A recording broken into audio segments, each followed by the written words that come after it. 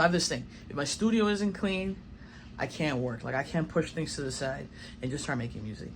And then I put off making music because I put off cleaning the desk. So I'm gonna be real with y'all. I'm gonna show y'all how my desk looks and why I haven't made music in like, I think it's been 5 days. Last time I made a beat was Thursday, my birthday. I just got back from my cruise yesterday, super hungover, and I just mess.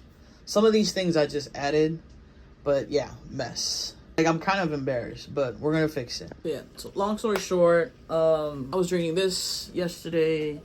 This, I think my sister was in here. So my parents got me this Mickey fan for my desk so I could stay cool while I work in my studio. It was very thoughtful. It's also very cute. You know what I'm saying? But yeah, I'm gonna put it up once I organize all this. We went to the Bahamas. We went to Nassau, and we went to we cruised with MSC. So we stayed on their private island, Ocean Key. It was really nice. I was like, all I want to do is swim in Gatorade blue water. And I got to swim in Gatorade blue water. I was so excited. I was like, I paid all this money, all this work, everything I've done, everything that led up to this moment, me wanting to swim in Gatorade blue water. I was so excited. I was like, all right. Next, it was supposed to be a solo trip. I was like, let me go solo. Let me do something by myself for once. And then I was like, hopefully I'll meet the one, you know. You know I'm a hopeless romantic like Ted Mosby. I didn't meet the one. I didn't meet a lot of people, actually. I was actually very just like my typical self. You know, I'm a recluse. I'm an introvert. I'm shy, whatever you want to call it. I was like, eh.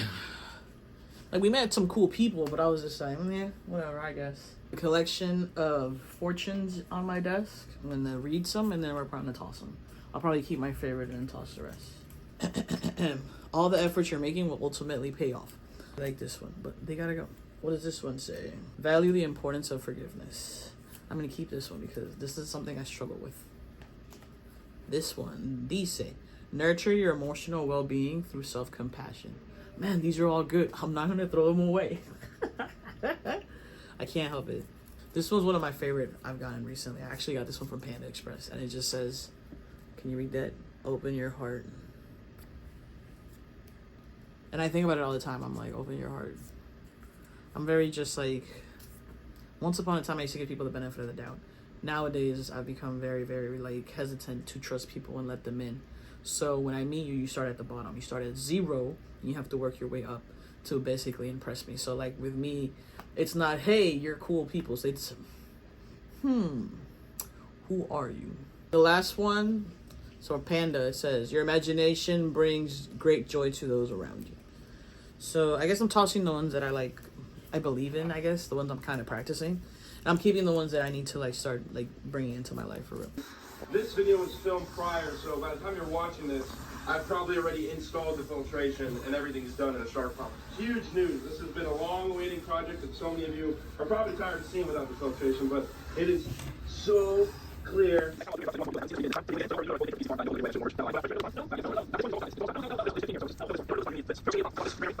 Alright, y'all. It is 1:26 in the morning. That's how long it takes me to get things done. The desk is finally clean. And I did have an ulterior motive for why I needed to clean the desk. And it's because I'm going to try to put one of my birthday presents right here in this little empty space that I have. So, Jackie got me a really cool birthday present. She got me a record player, a little vinyl player. So, I'm going to try to fit it right here on top of the desk instead of all that chit I have. So, an unboxing, baby. So, my thing with presents, I'm not very big on receiving presents. Like, I learned a long time ago that, like, I'm an adult.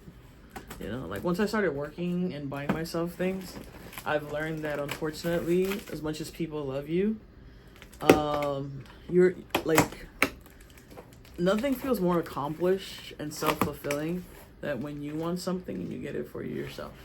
You know? So, for me, like, when it comes to presents, I will never ask my parents, or my family, or my loved ones for big presents, for holidays, or for my birthday.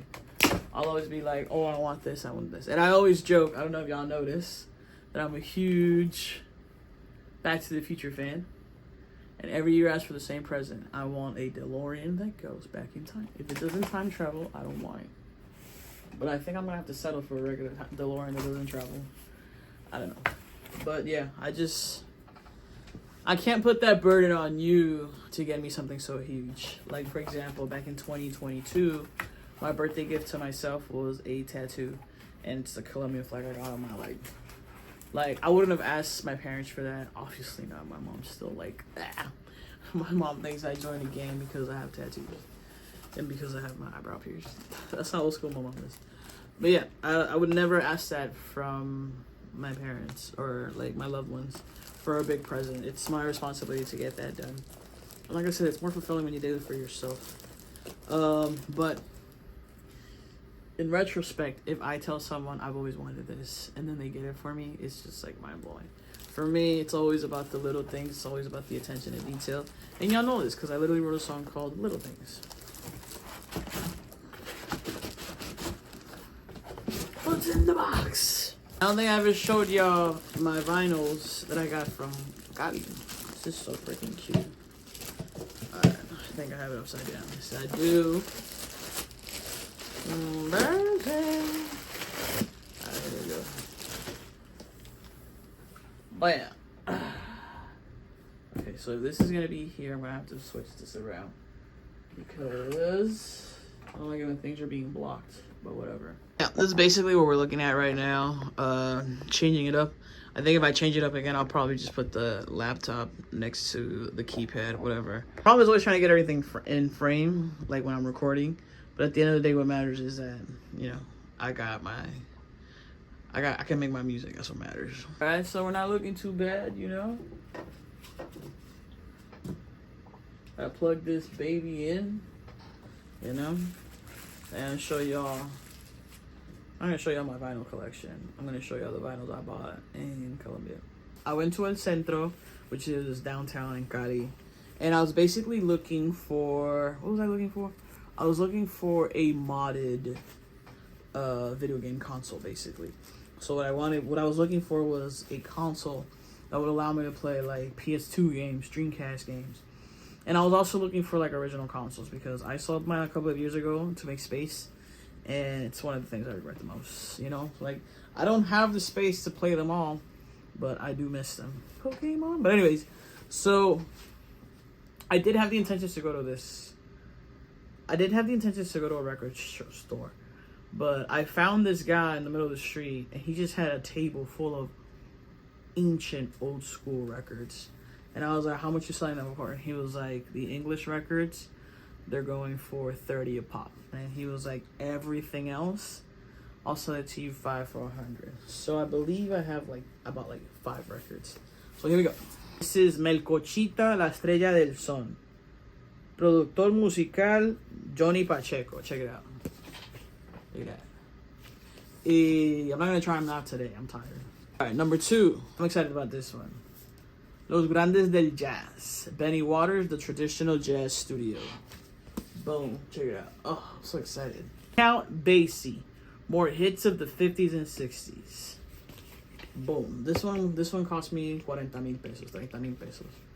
40 mil pesos, which is $10, basically. Give or take. This one I'm excited for. I mean, I'm excited for all of them. You know what I'm saying? A lot of this is like classical, like old school Colombian music. So, I'm excited. Alright, here we go. These things are so old.